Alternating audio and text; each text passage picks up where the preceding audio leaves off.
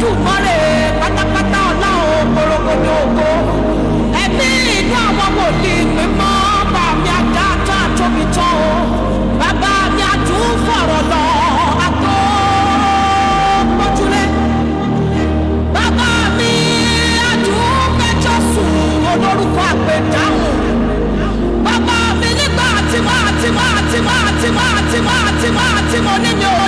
jàmọ́ olóṣẹ̀ṣẹ̀ bẹ̀rẹ̀ ni ọkọ mi olówó orí mi olúwa tó fẹ́ràn mi olúwa tó ta mí lọ́rẹ olúwa tó dá mi lọ́lá àtàbàtúbú Olódùmarè àwọn àgbààgbà mẹ́rìnlélógún wọ́n gbé ẹ̀jẹ̀ wọn kalẹ̀ níwájú rẹ̀ wọ́n ké mímọ́ mímọ́ mímọ́ sí òun níbu ọ̀rẹ́ ọlọ́run àwọn wòlíì tí ó gbà pé jẹ́ ọlọ́run Ábúráhámù ọlọ́run Ísákì ọlọ́run Jákọ́bù ọlọ́run Ṣẹ́drákì Méṣákì Ábẹ́dínígò nínú iná ọlọ́run Dáníẹ́lì nínú òkè ni wọ́n lọ́rùn mi. Àrímí ní àbàyà námánẹ́gà ìtútù bíníbíní nínú ìbàdàmánẹ́gà àrímí ní àbàyà ọlọ́run mímọ́ ọlọ́run mímọ́ ọlọ́run mímọ́ ọlọ́run pípẹ́ ọlọ́run títọ́ ọlọ́run títọ́ ọlọ́run títù ọlọ́run mi ọlọ́run mi ọlọ́run mi bàbá mi bàbá mi bàbá mi ọ̀rẹ́ mi ọ̀rẹ́ mi ọ̀rẹ́ mi olùdámọ̀ràn mi bàbá mi ti nẹ̀ láàrin wa. Fún wa ní orúkọ kan tó ju gbogbo orúkọ lọ wípé ní orúkọ Jésù kí gbogbo ẹkún máa wọlé kí gbogbo àwọn sì máa jẹ́wọ́ rẹ̀ lọ́dúnwà. Bàbá mi àgbẹ̀ ọ̀gá ọba tí wọ́n ẹni tó bí ìfẹ́ náà tó fi ìfẹ́ ṣe mí yẹ ọlọ́run mi. Kò sóhun náà, kò sówó náà, kò sí òkìkí náà, kò sí ọkọ náà tó lè jà mí jà Jésù ọba ìgbà ṣe bí òun ṣá Olúwa. Èmi ò gbé ojú mi sí orí òkè wọn ni níbo ni ìrànlọ́wọ́ mi yóò ti wá ìrànlọ́wọ́ mi yóò ti ọwọ́ Olúwa wá tí ó dá ọ̀run àti ayé. Kò sẹ́nikẹ́ni tó lè. Òun kì yóò jẹ́ kí ẹsẹ̀ mi kí ó yẹ̀ ẹni tí ó pa mímọ́ kì í tógbé kíyèsí ẹni tí ń pa Ísírẹ́lì mọ́ kì í tógbé bẹ́ẹ̀ ni kì í sùn. Lọ́wọ́ orí mi ò tí ń bá ti yọ inú mi àmọ́ dùn lọ́wọ́ orí mi. Olúwa ni olùpamọ́ mi Olúwa ni òjìji mi ní ọwọ́ ọ̀tún mi òrùn kì yóò pa mí nígbà ọ̀sán tàbí òṣùpá nígbà òru. Àdúrà wá rán áńgẹ́lì wá láti fún wa ní èsì àdúrà wa. Olúwa yóò pa mí mọ́ kúrò nínú ibi gbogbo yóò pa ọkàn mi mọ́ Olúwa yóò pa àlọ àti àbọ̀ mi mọ́ láti ìgbà yìí lọ àti títí láé àmín. Lọ́wọ́ orí mi ni wàá sọ̀kalẹ̀ wá gba ìyè mi mo tún dé. Mo tún ti dé Olúwa mo dé Olúwa fẹ́ràn mi dé o. Ìyìn ló yẹ Elédùmarè ọba tẹ́rẹrẹ kárí ayé ọba lánàá ọba lónìí ọba tí ń bẹ nígbà tí ayé ń bẹ lọ́wọ́ òun náà ni yóò sì máa bẹ nígbà tí ayé ò ní sí mọ́ Ọlọ́run ògo ni forúkọ rẹ̀. Jẹ̀mú ayé ọba tó ṣọ́kù ayé mi. Òní tún ni ọjọ́ kẹwàá oṣù kejìlá ọdún 2026 Ọlọ́run náà ni ó jẹ́ ká rí ọjọ́ tòní. Lẹ́bi lórí ọkọ mi. Ó jẹ́ ọkùn ẹgbẹ́ dìgbà dìgbà dìgbà dìgbà. Ó jẹ́ kọ́.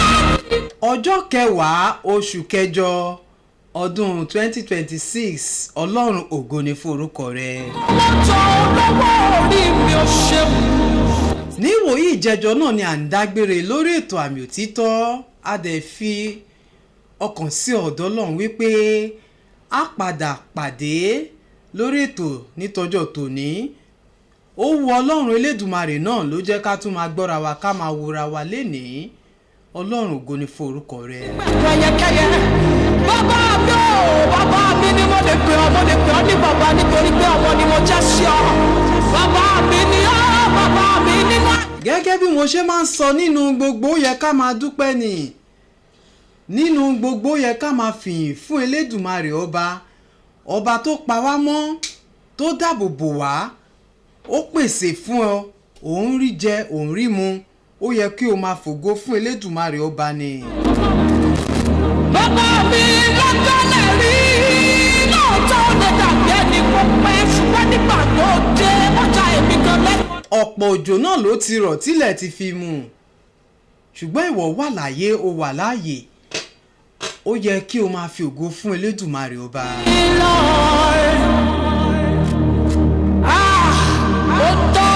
Ìkànnì Ìbàdàn rédíò láwà yìí, ogun kó wa rí òkè àrẹ̀mọ Yẹ́mẹ́tú ní ìlú Ìbàdàn náà ni a wà. Kò sí kò ká kò tó Jésù tó ó tọ́jú mi tọmọtọmọ. Wọ́n ní kò ní pẹ́ tán. Ọlọ́run ọba mo bẹ̀ ọ́ má jò tán fún mi. Lórúkọ gbogbo àwọn ọ̀gá lọ́gàá tó di ìkànnì yìí mú náà ni mo ṣe kí yín pé ẹ káàbọ̀ sórí ètò Àmì Òtítọ́ fún tọjọ́ tòní. Pẹ́ má jẹ́ ìjábọ̀. Olúwa máa gbé mi ga lọ lójú ayé. Èmi àti ọlọ́wọ́ bọ́tìmí náà la wà ń bí, àwọn ló ń gbé sókè ló ń gbé sílẹ̀ tẹ́ fi ń gbọ́ mi, tẹ́ fi ń wò mí jákèjádò àgbáláyé. Ṣíṣọ́ má jẹ́ ṣìkọ́ má jẹ́ ìṣẹ̀ṣẹ̀ gbé Ọlọ́run. Èmi àti Rọ̀kíbọ̀ Ọmọlára náà la wà ń bí. Fi ọwọ́ rẹ lára mi Ọlọ́run. Màmá jẹ́ ń dáwọ́lé má jẹ́ dáwọ́lé ọkọ mi. Ibi tí màá lọ tójú Ọlọ́run sí. Màmá jẹsẹ̀ mi ó yà síbẹ̀ o. Olórí mi mo bẹ̀ ọ́ yé. Ó máa dáwọ́lé. Gẹ́gẹ́ bí ẹ ti mọ̀, abala méjì ni Àmì Òtítọ́ pín sí. Abala alákọ̀ọ́kọ́ náà ni abala àmì. Abala ẹlẹ́ẹ̀kejì náà ni a ti ń sọ ìtàn àwọn wòlíì tó ní àmì òtítọ́ lára. Orúkọ mi ò yí padà. Orúkọ mi náà ni Abíọ́dún Òjó tí gbogbo yín mọ̀ sí Àpótí Ẹ̀rí Olúwa. Ẹ káàbọ̀ sórí ètò Àmì Òtítọ́. Ìgbẹ̀yìn ayé mi máa jẹ́ kó dàbí ti sọ́nù. Ìgbẹ̀yìn ayé mi. Ẹ máa bá wa share, ẹ máa bá wa like, ẹ sì máa bá wa comment. Ó ti bá ọ sọ̀rọ̀ tẹ́lẹ̀ bó tó dàbò kú sọ̀rọ̀. Ó ti ń bá ọ gèdè tẹ́lẹ̀ kó tó dé bá mi jó mo fẹ́ bá sọ̀rọ̀ Ọlọ́run. Ìgbẹ̀yìn ayé mi má jẹ́ kó dà ní ti sọ̀rọ̀. Ní ìwòyí ìjẹjọ náà ni a sọ̀rọ̀ nípa àmì tó máa ń farahàn tí wàá fi mọ̀ wípé o sì máa lówó lọ́wọ́, tí wàá sì mọ̀ pé ó sì máa dára fún ọ.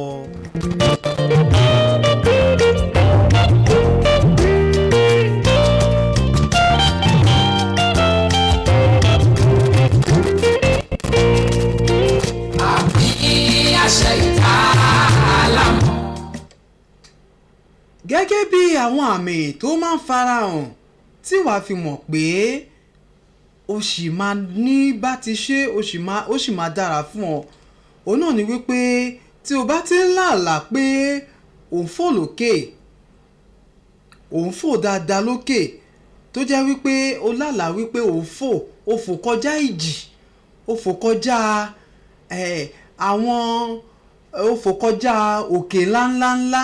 Tó bá ti ń lá irú àwọn àlá yìí, àmì níyì wípé ó sì máa dára fún ẹ. Ẹni tí ò ní ọ kò ní nǹkan. Mo wá rí fọ́bà tó ní gíga ayé. Ìbára màrẹ́ onígbẹ̀dẹ̀ ọ̀run.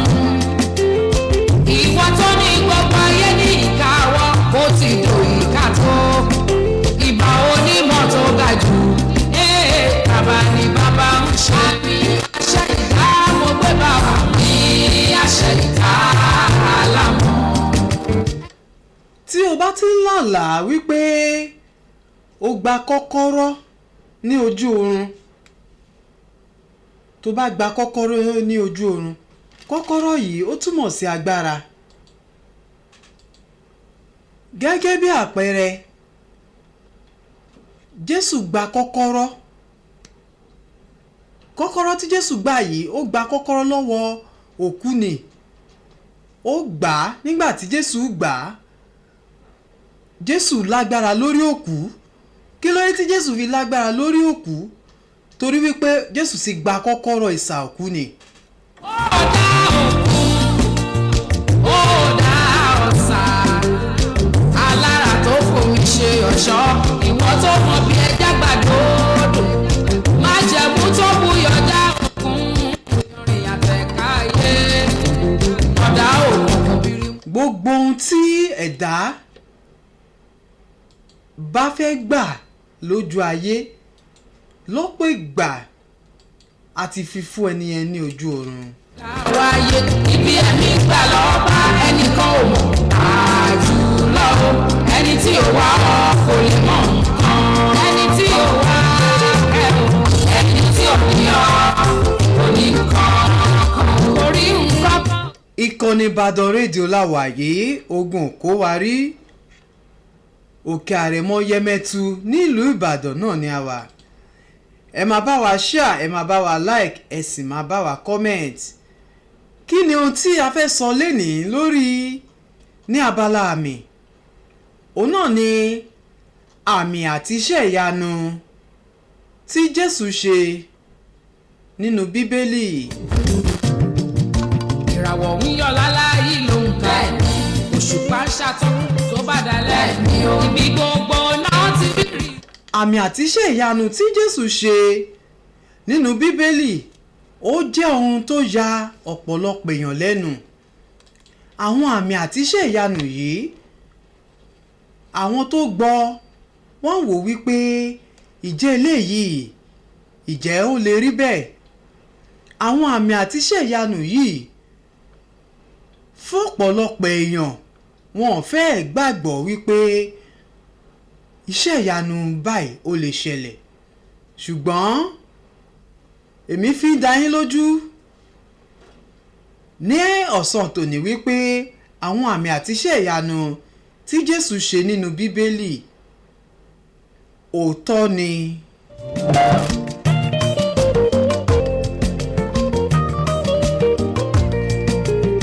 Ó ṣe mí dábí òun, ó pín mi ní ìpín tí kò jọ tẹ́nìkejì. Mi ò lálẹ́ wù, èmi ní àmì àṣẹdá látọ̀run. Àwọn Adágbẹ̀yìn ni mi kó wá fi mí jọba ohun gbogbo tó ti kọ́dá. Ó dábí ó sún mi ní. àwọn àmì àti iṣẹ́ ìyanu tí Jésù ṣe nínú Bíbélì òun náà ni a máa sọ lórí ètò fún tọjọ́ tòní. Àmì alákọ̀ọ́kọ́ tí Jésù ṣe nínú Bíbélì òun náà ni bí Jésù ṣe sọ omi di ọtí wáìnì. Bí Jésù ṣe sọ omi di ọtí wáìnì.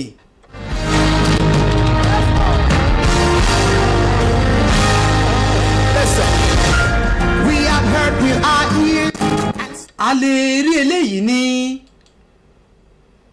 Jòhánù orí kejì ẹsẹ̀ kìíní títí dé ìkejìlá. No one compares. We have heard.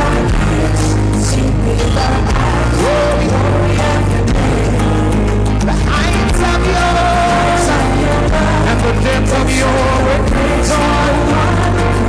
Hey, there is Jésù sọ omi di ọtí wáìnì. Ọ̀pọ̀lọpọ̀ ènìyàn ló mọ ìtàn yìí, bó tilẹ̀ jẹ́ pé ọ̀pọ̀lọpọ̀ náà ni ò gbàgbọ́.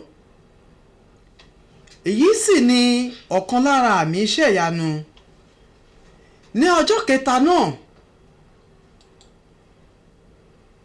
ni tí wọ́n ń ṣe ìgbéyàwó ní Kánà àti Gálílì. Nígbà náà ni àwọn kan sáré wá bá ìyá Jésù torí wọ́n mọ̀ pé táwọn bá ti rí ìyá Jésù àwọn ti rí Jésù.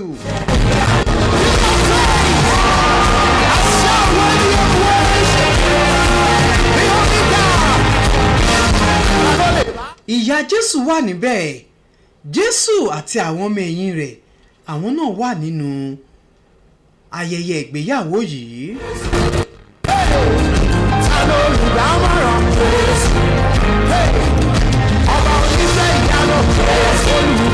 ṣe rí ayẹyẹ yìí ó ń lọ bí a ṣe kọ̀wé rẹ̀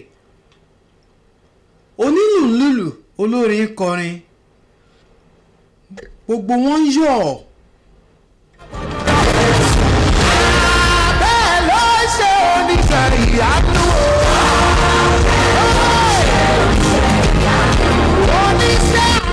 ẹ̀kan náà ni wọ́n rí wípé ọtí wáìnì ti tán wọ́n á sáré lọ bá ìyàwó Jésù wọ́n sáré lọ bá ẹnu mi àgò wọ́n sáré lọ bá màmá Jésù wípé wáìnì ti tán. ọba ńlá o. everybody raise a shout. Yes, sir. Glory to the living God. ní ìgbà tí wáìnì tán yìí ni Jésù gangan fúnra rẹ̀ fẹ́ mu ọtí wáìnì. oníṣẹ́ ìyanu. oníṣẹ́ ìyanu. oníṣẹ́ ìyanu. ìyá rẹ̀ sì sọ fún wípé kò sí ọtí wáìnì mọ́. nígbà tí ìyá Jésù sọ fún wípé kò sí ọtí wáìnì mọ́ Jésù sì mọ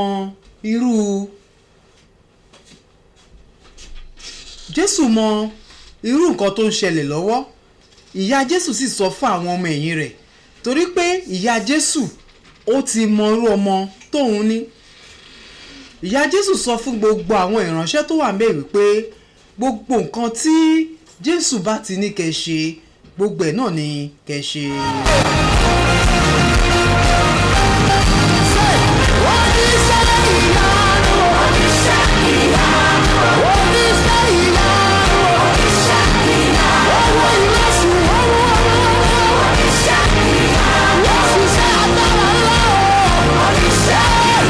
nígbà tí ìyá Jésù sọ fún àwọn ìránṣẹ́ tó wà ńbẹ̀ wípé gbogbo nǹkan tí ó bá ti ní kẹ́ ṣe gbogbo ẹ̀ ní kẹ́ ṣe wọ́n sọ wípé àwọn ti gbọ́ náà ni wọn ò bá ìyá Jésù wọn ò bá jiyàn rárá.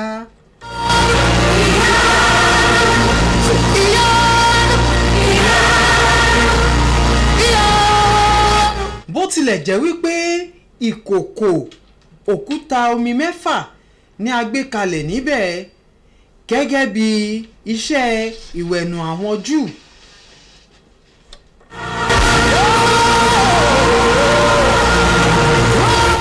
Jésù sì wí fún wọn nígbà náà Jésù sọ fún wọn wípé kí wọ́n pọn omi kún ìkòkò náà títí dé etí.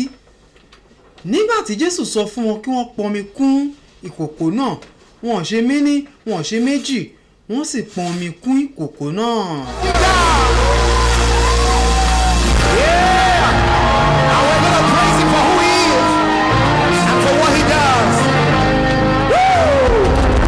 lẹ́yìn ìgbà tí wọ́n pọn omi kún ìkòkò náà Jésù ṣe iṣẹ́ ìyanu náà ó sì sọ omi náà di ọtí wáìnì.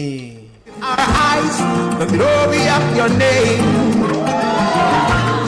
the heights of your love, the depths of your grace, no one compare. eléyìí ò ń ṣe ìtàn àròsọ rárá o a lè rí eléyìí gẹ́gẹ́ bí mo ṣe sọ ní inú Bíbélì nínú ìwé Jóhánù orí kejì ẹsẹ̀ kìíní títí dé ìkejìlá. There is nothing you cannot do. No one you cannot save. I'm the witness. lẹ́yìn èyí ni Jésù sọ fún àwọn tó wà ńbẹ̀ wípé nísinsìnyí ó yẹ bu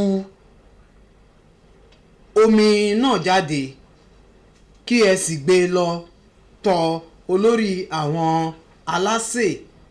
Nígbà tí wọ́n gbé tọ̀ olórí àwọn alásè, nígbà tí olórí àwọn alásè tọ́ omi náà wò, ó rí wípé ọtí wáìnì lèyí.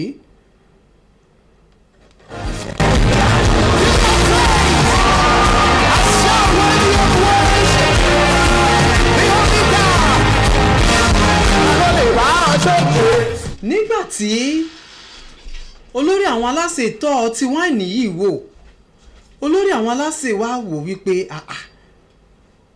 ọtí táwọn tí ń mu tẹ́lẹ̀ ó yàtọ̀ sí eléyìí. Olórí alásè ò ṣe méní kò ṣe méjì, ó sọ wípé kí wọ́n pe ọkọ ìyàwó jáde, kí wọ́n pè wá fóun pé kí ló dé tí ó fi gbé ọtí tó da pamọ́, tó jẹ́ wípé ètí ò da ló kọ́kọ́ gbé síta.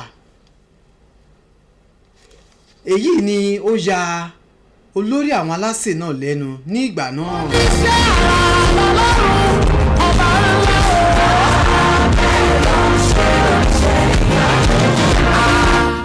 wípé oníṣẹ́ àrà náà ni Ọlọ́run.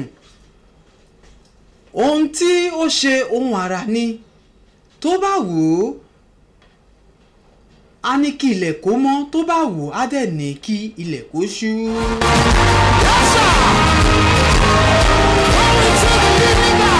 Àṣeyọ̀wù náà ni Elédùmarè ọba tẹ́rẹrẹ kárí ayé.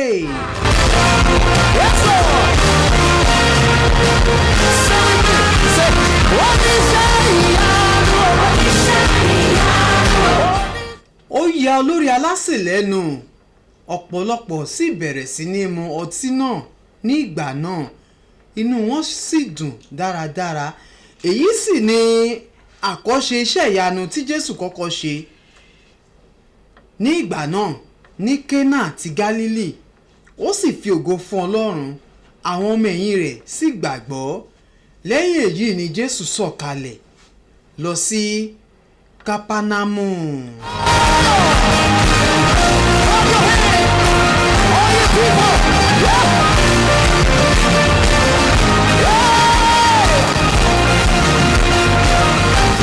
Ìkànnì Ìbàdàn rédíò láwà yìí, ogun òkó wa rí òkè àrẹ̀mọ Yẹmẹtu ní ìlú Ìbàdàn náà ni a wà.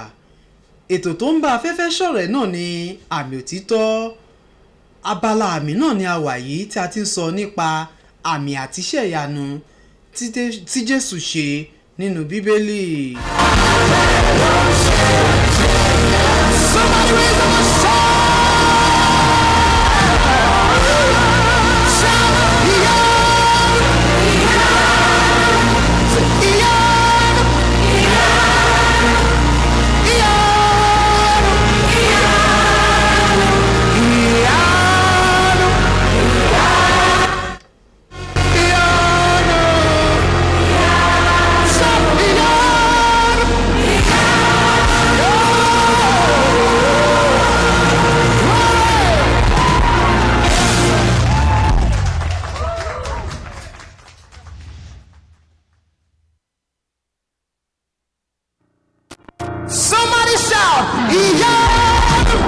Ìkànnì Ìbàdàn rédíò láwà yìí, ogun òkó wa rí Yẹmẹtu nílùú Ìbàdàn láwà.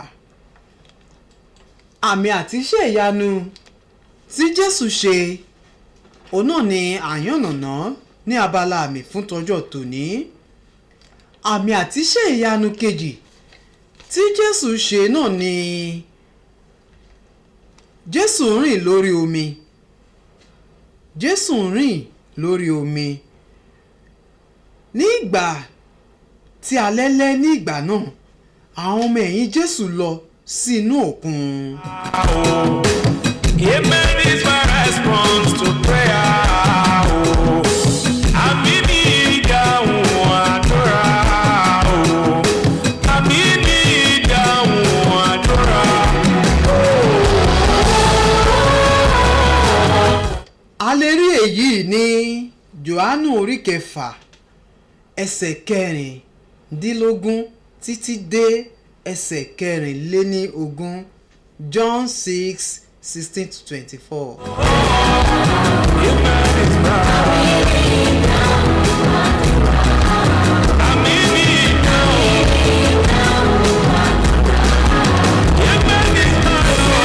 ní ìgbà tí alẹ́ sì lẹ́ àwọn ọmọ ẹ̀yìn rẹ̀ lọ sí inú òkun.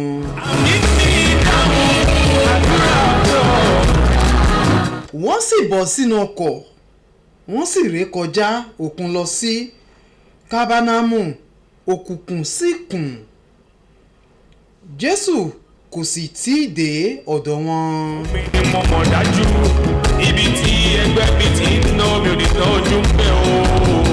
again a new season has started o. yes I know. òkun sì ń ru nítorí èfúfù líle tí ń fẹ́. mi ti ná mi ò ní tọ́jú pé o. my days have been broke over o. yes I know I am wealthy I am blessed ó ṣọ́ fún mi ni mo mọ̀ dájú ibi tí ẹgbẹ́ mi ti ń ná mi ò ní tọ́jú pé o. tí a jọ ṣàbẹ̀wò. nígbà tí wọ́n wa ọkọ̀ tó bí ìwọ̀n fọlọ́njì 15 tàbí 30 wọ́n rí Jésù rìn lórí òkun ó sì súnmọ́ ọkọ̀ ẹ̀rù sì bà wọ́n.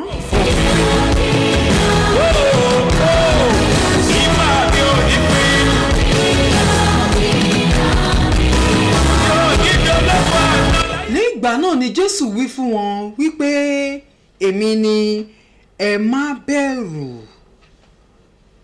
nítorí náà wọ́n fi ayọ̀ gbà á sínú ọkọ̀ lójú kan náà ọkọ̀ náà sì dé ilẹ̀ ibi tí wọ́n gbé ń lọ. àwọn tó bá mi yìí ìwà mi ò ní tẹ́. èyí sì ni iṣẹ́ ìyanu kejì tí Jésù ṣe nígbà tí Jésù rìn lórí omi.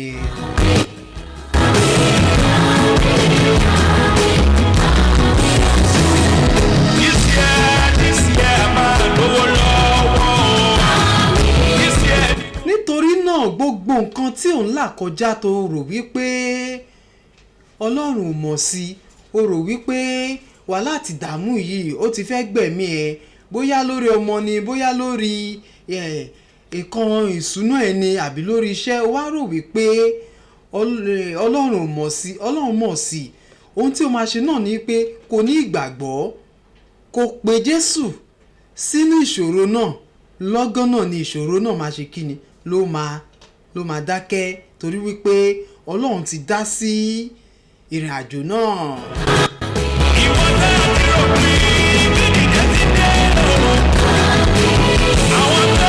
bó tilẹ̀ jẹ́ pé ọ̀pọ̀lọpọ̀ lè ti rò ẹ́ pin nígbà náà wípé kò sí bó ṣe lè ṣe kò sọ́nà tó fẹ́ gbégbà ṣùgbọ́n nígbà tí Ọlọ́run bá dé ìwọ gan máa rí wípé ò tiẹ̀ mọ bó ṣe ṣẹlẹ̀ nígbà tí èfúfù tíjì náà dé ní ìgbà náà ẹ̀rù ti ń bà wọ́n torí wípé wọn ò mọbi tí Jésù gbà lọ ṣùgbọ́n nígbà tí Jésù yọ sí wọn ó jẹ́ kó yé wọn wípé kó fara wọn balẹ̀ torí pé òun náà ni òun dé tí Jésù bá ti dé sínú ìgbésí ayé ẹ̀dá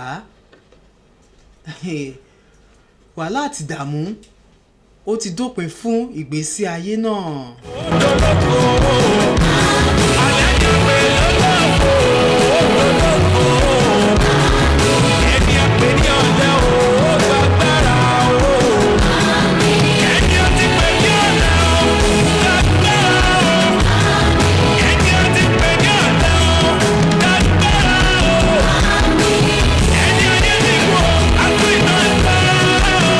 ìkànnì Ìbàdàn rédíò láwà yìí ogun òkó wa rí ẹ jẹ́ ká dé ẹ̀ka ìpolówó ọjà tá a bá padà dé a máa tẹ̀síwájú lórí ètò àmì òtítọ́ ẹ ṣé tẹ́ wà ń bẹ́ẹ̀.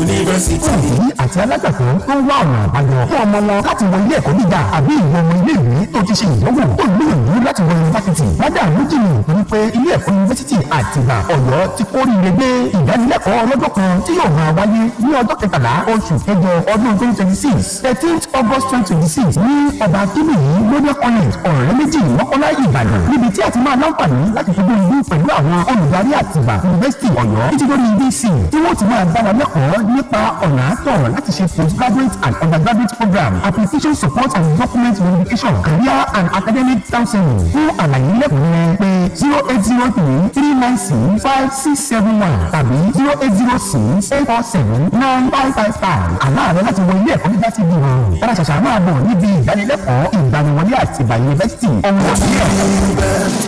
University. Ìbàdàn rédíò. University. Great opportunities here. Àtìbà University Ọ̀yọ́, a one-day admission education outreach coming up 13th August 2026 at Ọba Akínbíyì Model College Ọ̀rẹ́méjì Mọ́kọ́lá Ìbàdàn. Come meet one-on-one with admission team, school registrar and BC for career and academic counseling on sport admission guidance, information on undergraduate and postgraduate programs, application support and document verification. Don't miss this one-time opportunity. 13 August 2026, Ọba Akínbíyì Model College Ọ̀rẹ́méjì Ìbàdàn. For more enquiries, call 0806-847-9555 or 0803-396-5671. Visit atibauniversity.edu.ng. Atiba University, empowering mind, transforming University. Ìbàdàn rédíò.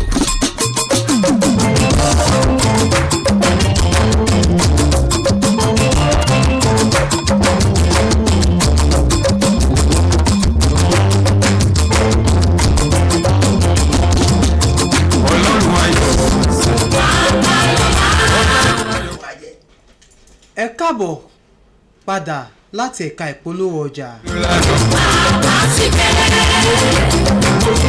Abala kejì náà ni akọ́nlù yìí tí a ti ń sọ ìtàn àwọn wòlíì tó ní àmì òtítọ́ lára.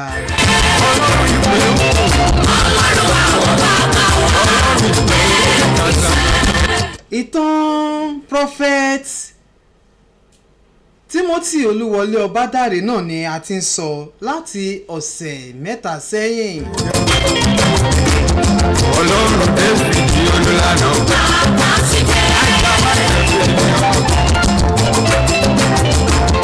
Ọlọ́run Timothy Olúwọlé.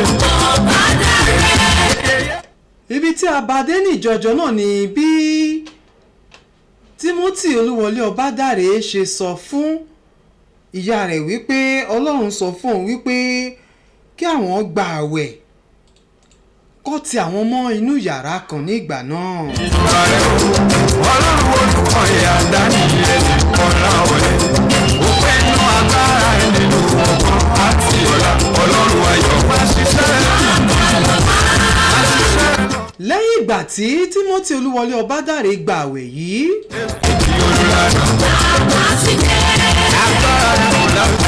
Nígbà tó di ọjọ́ keje wọ́n jáde láti inú yàrá náà. Nígbà tí wọ́n sì jáde nínú yàrá wọ́n lọ tààrà sí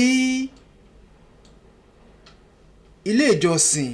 Nígbà tí wọ́n sì dé ilé ìjọsìn wọ́n gba àdúrà fún wákàtí 4 nígbà náà láti aago 10 títí di aago 2 ọ̀sán.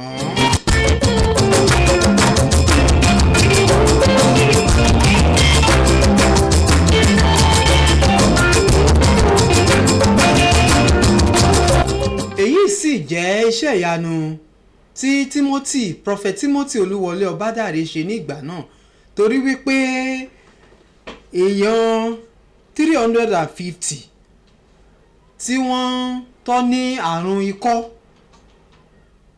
ní ìgbà náà ni Ọlọ́run wòsàn ní Iléṣà. Ọlọ́run ayọ̀.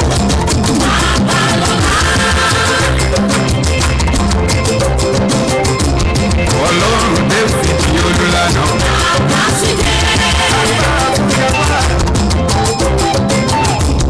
Ọlọ́run Timothy ṣé ìgbàgbé pé mo sọ fún yín wípé Timothy Olúwọlé Ọbádàrẹ wọ́n ṣiṣẹ́ fún Apostolic Church ní ìgbà náà fún ọdún mẹ́rin 1953 títí di 1957. ìwé ìtìjú wa gbọ̀ngàn ló sọ pé wọ́n ní gbọ́nà ìsàkùn kò lè ní ogun láti dìde ọlọ́run ayọ̀ ọ̀sẹ̀.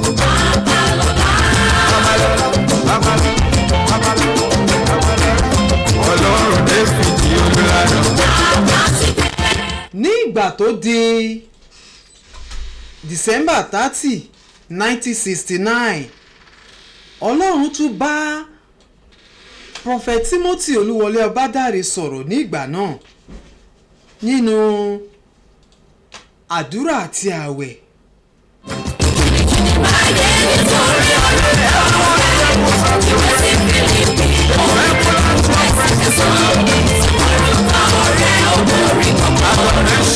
ohun tí ọlọ́run bá Prophet Timothy Olúwọlé Ọbádàrẹ sọ nígbà náà ni wípé kó mú ìrìn rere kó mú jákèjádò àgbáláyé ní ìgbà náà.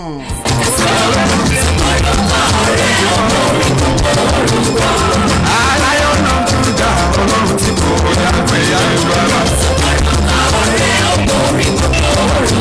agbára ṣáà ló fi bora lórí ilẹ̀ ayé àti lọ́run. orúkọ rẹ̀ la fi fún ní tó lè gbá yàtọ̀ láyé. ní ìgbà tí Prophet Timothy Olúwọlé Ọbádàrẹ gba ẹ̀mí sí yìí lẹ́yìn ìgbà tí ọlọ́run kọ sí wọn ọlọ́run wá tẹ̀síwájú láti sọ fún wọn wípé àwọn èèyàn òun ìyà ń jẹ wọ́n torí wípé oríṣiríṣi àrùn tí ò gbóògùn ló ń bá àwọn ènìyàn fínra ní ìgbà náà ọlọ́run wá kọ sí wọn ní ìgbà náà wípé kí wọ́n gbé ìsọjí ńlá kalẹ̀ jákèjádò àgbáláyé pé tó bá ti gbé ìsọjí kalẹ̀ tó sì wà nínú àwẹ̀ àti àdúrà àwọn àrùn tí ò gbóògùn yìí ọlọ́run sọ wípé òun máa ṣẹ́ ogun náà òun máa wo àwọn èèyàn náà sàn pátápátá.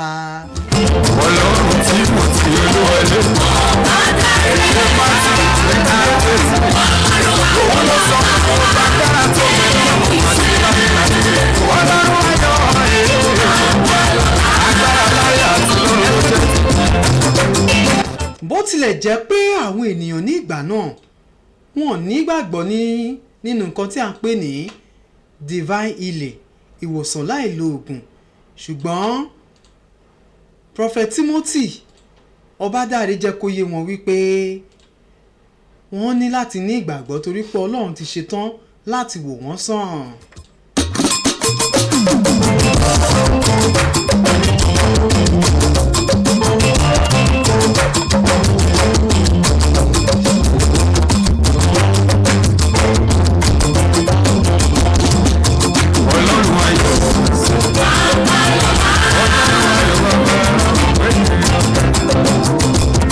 ọlọ́run Dáfídì olùlànà.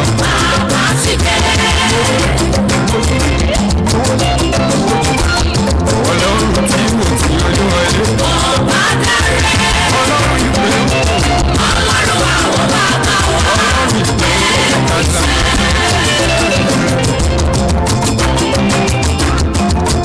ọlọ́run ayọ̀. ọlọ́run ìpè méjì tàbí gbogbo. nígbà tí Prophet Timothy Olúwọlé Ọbádàrẹ nígbà tí wọ́n gbé ìsọjí yìí kalẹ̀ wọ́n gbé ìsọjí yìí kalẹ̀ ní Iroko village ní èyìnbó it was an open air evangelical meeting crusade nígbà tí wọ́n ṣe eléyìí tí wọ́n gbé ìsọjí ńlá yìí kalẹ̀ ní Iroko village Iroko village yìí wà ní Old Ibadan Ọ̀yọ́ road nígbà tí wọ́n gbé ìsọjí náà kalẹ̀ agbára Ọlọ́run sọ̀kalẹ̀ ní ìgbà náà iṣẹ́ ìyanu ó sì ṣẹlẹ̀. ọlọ́run Dáfídì olùlànà. agbára ìmọ̀lá.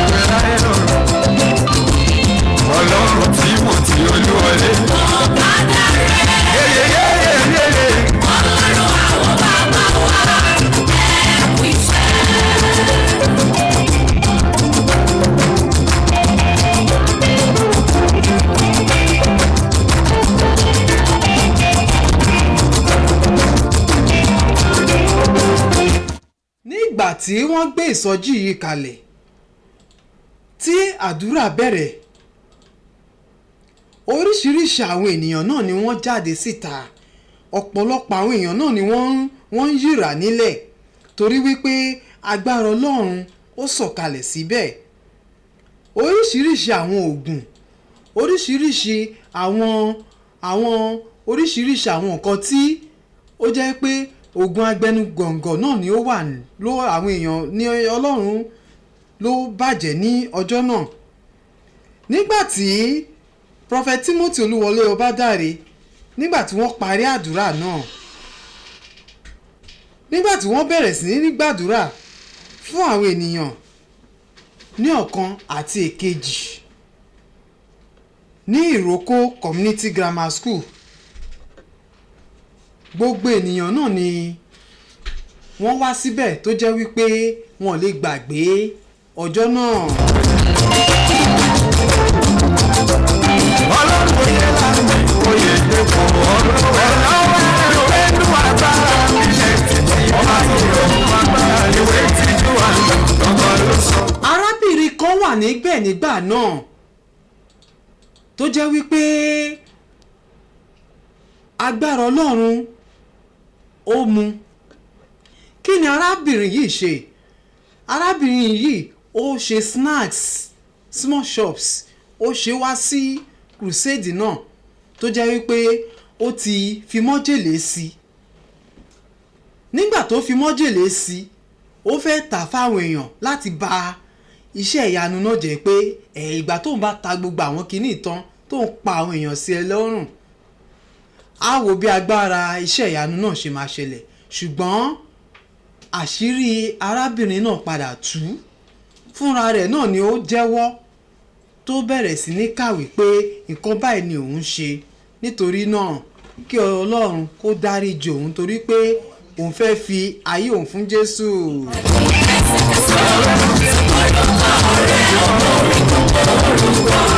aláyọ̀ náà tún dá Ọlọ́run tí kò dápẹ́ ìyá ìlú ara. agbára ṣáà ló fi bora lórí ilẹ̀ ayé àti lọ́run. kò mà tán síbẹ̀ Prophet Timothy Olúwọlé Ọbádáre wọ́n wá pa á láṣẹ ní ìgbà náà wípé gbogbo igi tí ó wà nínú ìlú náà tó wà lẹ́gbẹ̀gbẹ́ etí igbó tó wà lẹ́gbẹ̀gbẹ́ ojú ọ̀nà wípé kí wọ́n lọ wú igi náà dànù torí wípé ibẹ̀ ni àwọn àgbààgbà tí máa ń pàdé wọ́n ní àwọn igi náà ti gbàbọ̀dè wípé kó lọ wú igi náà dànù. ilẹ̀ ń ṣú ilẹ̀ ń kú síbi agbára rẹ̀ ní òye. Ọlọ́run ayọ̀ Ọlọ́run bàbá dídẹ tí mo ti lọ́wọ́. ìkànnì Ìbàdàn rédíò láwà yìí ogun òkó wa rí òkè àrẹ̀mọ nílùú Ìbàdàn náà ni a wà. Ọlọ́run tí mo ti Olúwọlé. Prophet Timothy Olúwọlé Ọbádáre jẹ́ kó yí àwọn èèyàn wípé tí iṣẹ́ ìyanu àti ìtúsílẹ̀ tó ti gbà tí wọ́n bá fẹ́ jẹ́ kí ó dúró nǹkan tó máa ṣe náà ni wípé kí wọ́n wú gbogbo àwọn igi náà dànù torí wípé àwọn igi yìí wọ́n ti gbàbọ̀dé o ní ìlú Ìrókò ní ìgbà náà. Ọlọ́run tèmi ló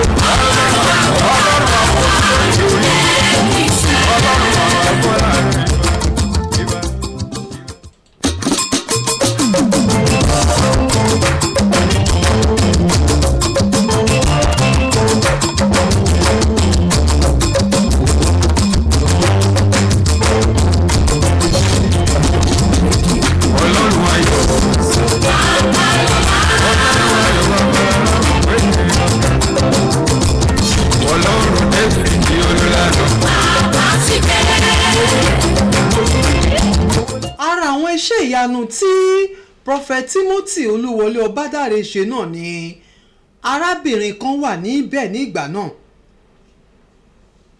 nígbà tí Prophet Timothy Olúwọlé Ọbádáre parí ìsọjí náà Prophet Timothy Olúwọlé Ọbádáre bá ń kọjá lọ wọ́n wá rí arábìnrin kan. Arábìnrin yìí wà nínú oyún. Arábìnrin yìí ń rọbí. Wọ́n wá sọ, wọ́n kọjá, wọ́n wá bi wọ́n wípé kí ni nǹkan tó ṣẹlẹ̀ sí arábìnrin yìí àtìgbà wo ló ti ń rọbí. Arábìnrin yìí náà sọ wípé òun ti ń rọbí fún odidi ọ̀sẹ̀ kan. Ṣùgbọ́n lẹ́yìn ìgbà tí arábìnrin náà tó fojú rí Prophet Timothy Olúwọlé Ọbádàrẹ, tí Prophet Timothy Olúwọlé Ọbádàrẹ gbàdúrà fún arábìnrin náà, ó bímọ láyọ̀ àti àlàáfíà. Ó pẹ̀lú agbára nínú ọgbọ́n àti ọ̀la Ọlọ́run ayọ̀ máa ṣiṣẹ́ lọ́lọ́run tí a kò lè dá sọ̀rọ̀ Ọlọ́run lẹ́sì ní olùlànà agbára kò láti rẹ̀ láyé lọ́rọ̀ Ọlọ́run tí mo ti Olúwọlé.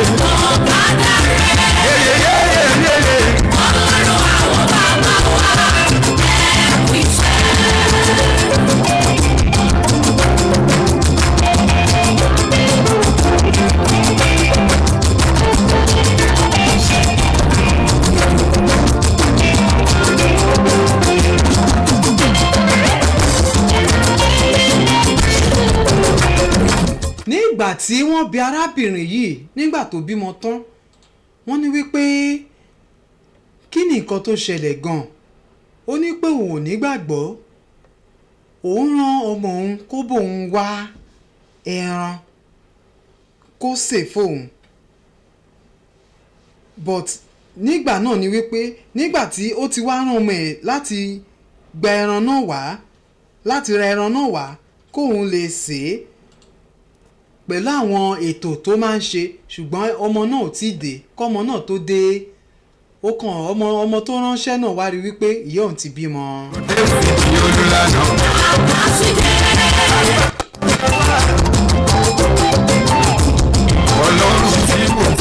Ìkànnì Ìbàdàn rédíò láwàyé, ogun kó wa rí.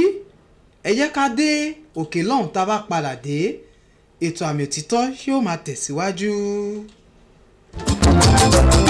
Ọlọ́run oyè láti oyè ẹ̀fọ́ ọlọ́run ẹnu agbára mi ẹ̀sìn sí.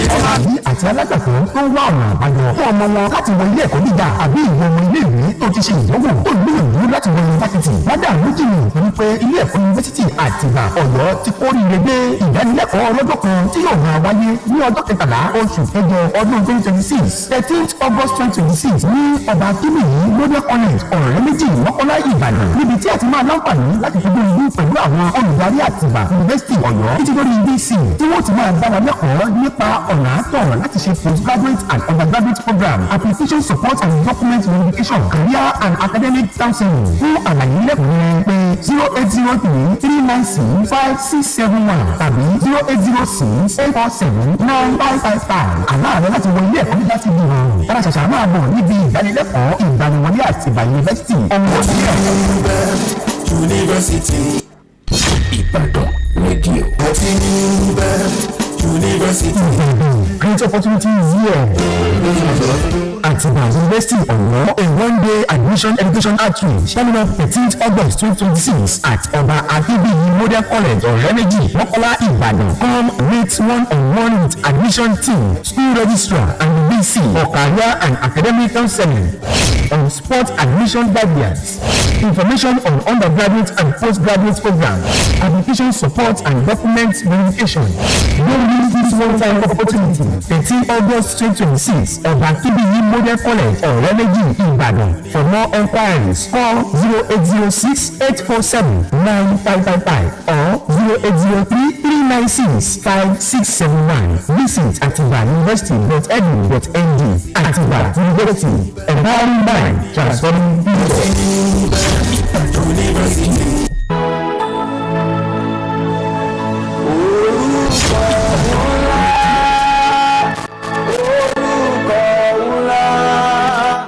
Ẹ káàbọ̀ padà láti ẹ̀ka ìpolówó ọjà.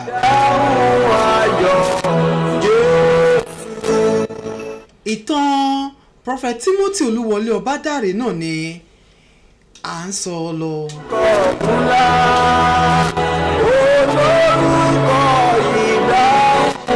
Prophet Prophet Timothy Olúwọlé Ọbádàrẹ sọ nígbà náà wípé òun rántí nígbà tí òun wà ní United States of America.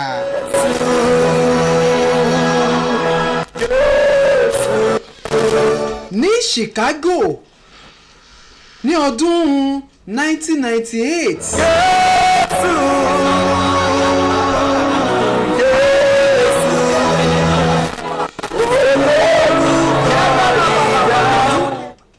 Prophet Timothy Olúwọlé Ọbádàrẹ sọ wípé ọmọbìnrin kan wà ní ìgbà náà, ìyá kan wà ní ìgbà náà tó jẹ́ wípé ìyá yìí ó pàdánù àwọn ọmọ rẹ̀, ó sì wá nílò láti bímọ míì.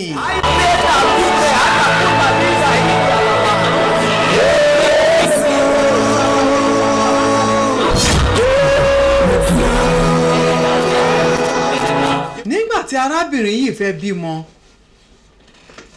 ìbímọ rẹ̀ wá di ìnira tó jẹ́ wípé wọ́n ní láti yọ ilé ọmọ kúrò ní ìgbà náà.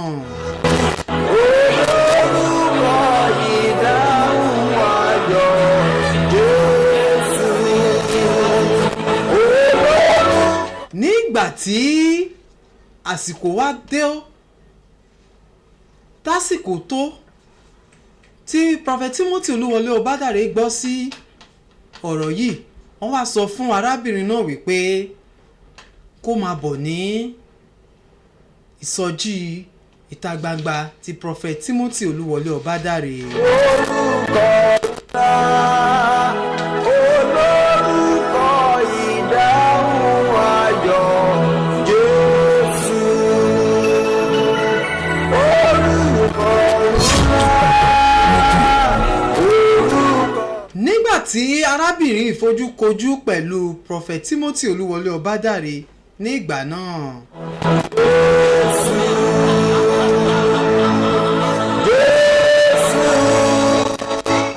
Nírí jù báyìí lọ lórí ètò Àmì Òtítọ́.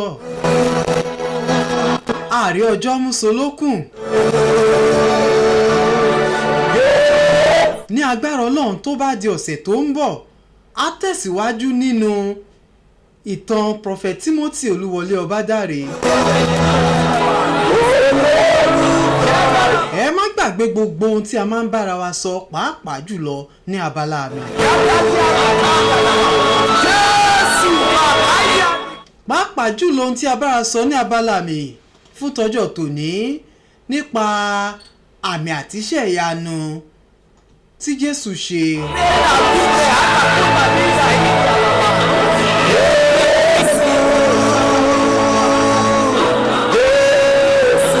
Kò sí ohun tí Jésù ò lè ṣe, kò sí ohun tí Jésù ò lè dá lára.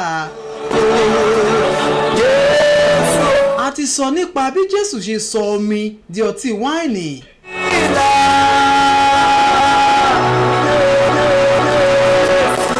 A sì lè rí eléyìí ní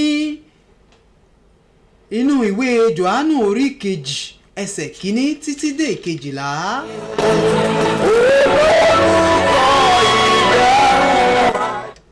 A sì sọ nípa bí Jésù ṣe rìn ní orí omi.